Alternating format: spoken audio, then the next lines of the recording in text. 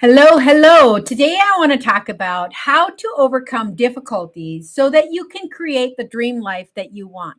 And the story that I wanted to share today that goes with this is the story about me leaving the Amish. I grew up in the Amish community and I had to absolutely overcome everything I had ever been taught, almost everything I ever been taught, just to leave, just to live the dream life that I wanted to live. Now, how does a person do that? How do you overcome absolutely everything and go against your parents, go against your relatives, go against everything that you've ever been taught just to be able to live the life that you want? It all I can say is it was difficult. It was difficult. It was not an easy endeavor, but it was worth it. I am living my dream life today, and it is because I have worked towards that. Now, does it come overnight? Absolutely not. Absolutely not. But I do have some points. And, to tell you uh, that you can do these things and you'll never have any difficulties, it's just not real reality. I mean, that's just not the way it is. Life will, uh, there will be obstacles you need to overcome. But when you understand some of these things, and I'm talking from experience, when I understood some of these things, some of these tools that I could use, then it became so much better and so much easier for me to deal with the adversities and the difficulties that came into my life. So let's talk about these things. And I'll finish the story at the end and I'll tell you more about what it took for me to leave. But let's start out with the 10 tips that I have for you. And that is number one is to, oh, and by the way, if you can resonate with this, make sure you like this video and subscribe to my channel so you don't miss out on my live videos and my uploaded videos that I upload every week. All right. So, number one was to make a plan. Make a plan of what it is that you want. When we know where we're going, we have much more drive and direction than if we um, don't know where we're going.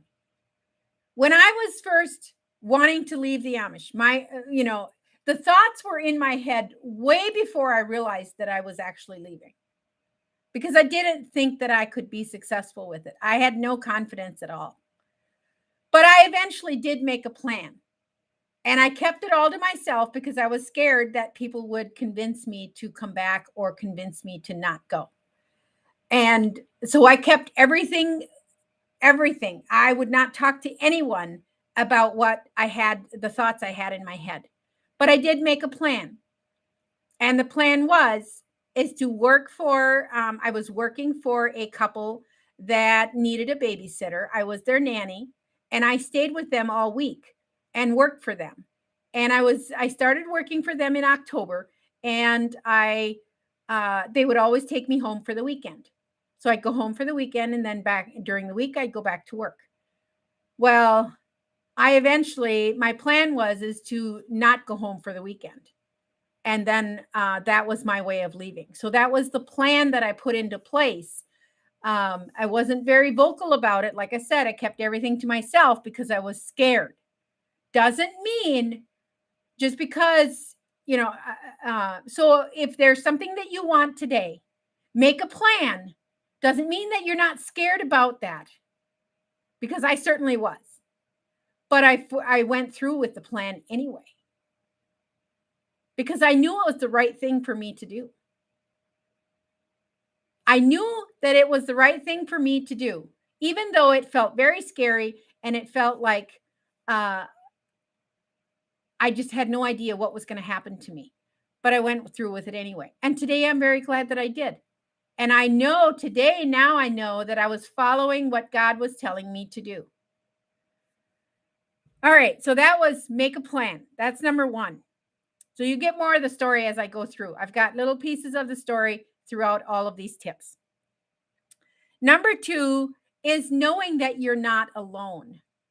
I remember feeling so alone when I was going through this process. I felt like nobody understood who I am, what I needed. I was just alone. And after having a conversation with my friend that I was staying with and working for, I realized that others are struggling too, that I'm not alone in this.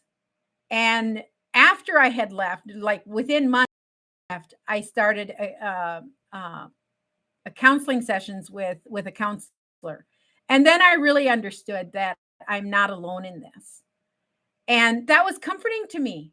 It was like, okay, so I can learn from someone else. I can learn from what someone else has gone through, and I can do this. I can do this. And as I had these conversations, then my confidence grew, and all of that helped me in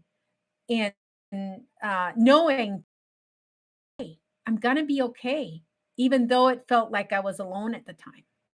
And I wasn't alone because I had people around me. So how are you including people around you that can help you? That can help you. So always remember that you're not alone, and you must realize that others are struggling too. You just need to, which is my next point, is ask for help. Ask for help. That's tip number 3. Ask for somebody to help you understand. I've found out that when I'm scared of something and I'm feeling alone, it's because I haven't opened myself to understand, or I haven't asked enough questions. So that's where you want to go, is you want to ask more questions and try to understand your surroundings, try to understand your feelings, try to understand the thoughts that are coming through. And that will help you ease that alone feeling. Number 4 is feel your feelings. Feelings. I mean, my feelings were my reality. Were the feelings correct? Most likely not. And I would say no, they weren't. I had feelings of being absolutely scared to no end. I had feelings of being uh, ousted for the rest of my life from everyone, not just my family. My family did oust me. They did what they call shunning, uh, impose the shunning on me, which I knew was going to happen. And I'm okay with that. But it didn't feel okay at the time because I was, yeah, it just felt like the world was going to get me. The world was going to get me. Okay.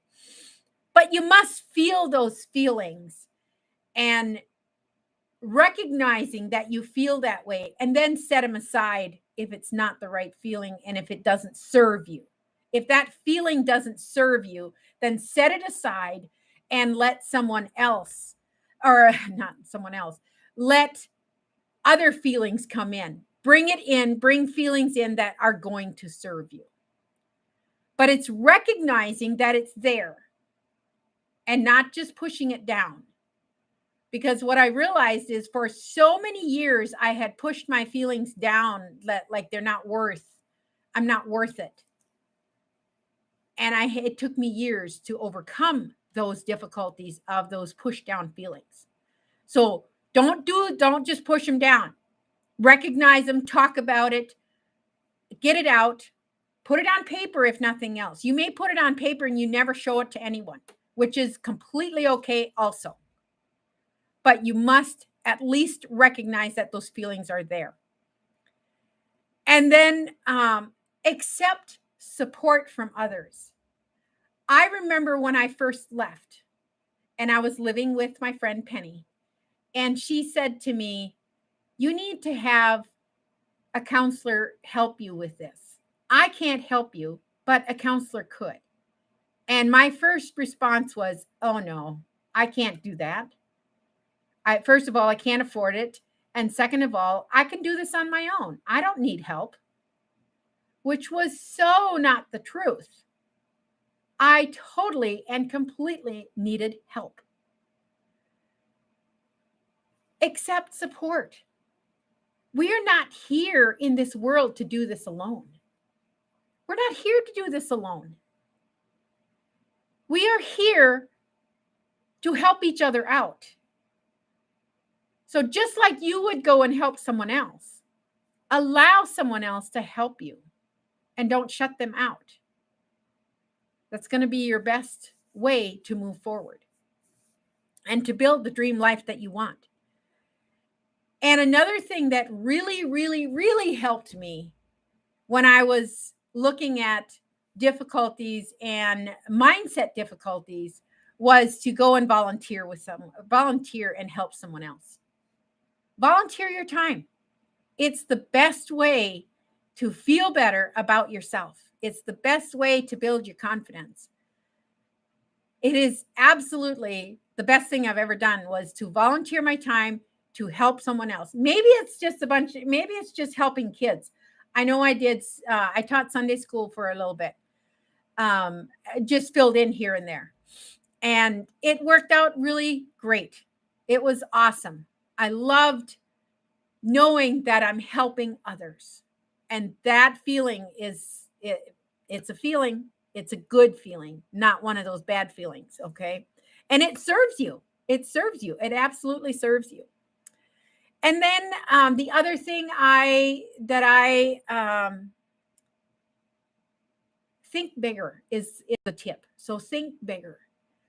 I know when I first left and I knew college was one thing that I wanted to do. I wanted to go to college. I had not finished high school. So I needed to figure out how I was going to get to college. And what I ended up doing is I got my GED. That was quite the struggle to figure out how to study for a GED. I did not know how to study. I did not know how to comprehend what I had been studying. So it was challenging. I had to overcome that too. But I did.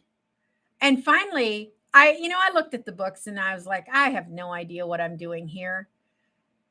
And finally, my friend said to me, she said, just go take the test. See where you're at. Maybe you know more than you think and see where you're at. And then we'll go from there. And then I realized after I had called and inquired, asked questions to understand, they told me, yep, you can take the test and we'll figure out what portion. If there's any portion you do not pass, then you need to specifically study that portion and you can take that test again and then maybe pass. And that's what I did. So I took the test and I passed every subject except one. What would you guess was that one subject that I did not pass? I know. It's understandable. But the subject that I did not pass was social studies. That is one thing that I was absolutely missing. I had no clue what they were asking on those questions. I had no clue how to answer those. But it was social studies that I did not pass, and I had to study some more, and then I went back and took that test and I passed it. So I did not pass with flying colors on my GED, but I passed it, which was a goal of mine. It was part of my dream life is to pass that GED test and then move on to college. Okay. So I needed to think bigger. And I have the life today that I couldn't even dream about when I was there 30 years ago. It's 30 years now that I have left. But 30 years ago, I couldn't even dream of having what I have today. I didn't think big enough. So, and I heard something the other day about asking for more. When we verbally ask for what we want, be careful because if you focus on it and you work towards it, it will come true. But be careful what you ask for because it could be so much more than what you had asked. So why didn't I ask for more way back then? I could have, but I didn't. So think bigger. My tip to you is think bigger. All right. Number 8 is to stay positive. Positivity has absolutely carried me through many, many adversities that I have and difficulties that I have come across. It's not easy. It is not easy. I'm not saying that it's easy, but you must see the positive side of everything that comes before you. And then, of course, never, ever, ever wallow in the negativity. Don't take up any time, don't waste any energy on the negativity. Stay in the positive. Find the positive of absolutely that everything that happens.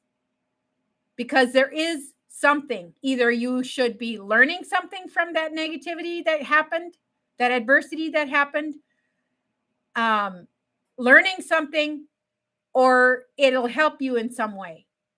Maybe it taught you a lesson, whatever it might be. Okay. But staying positive, find the positive. Okay.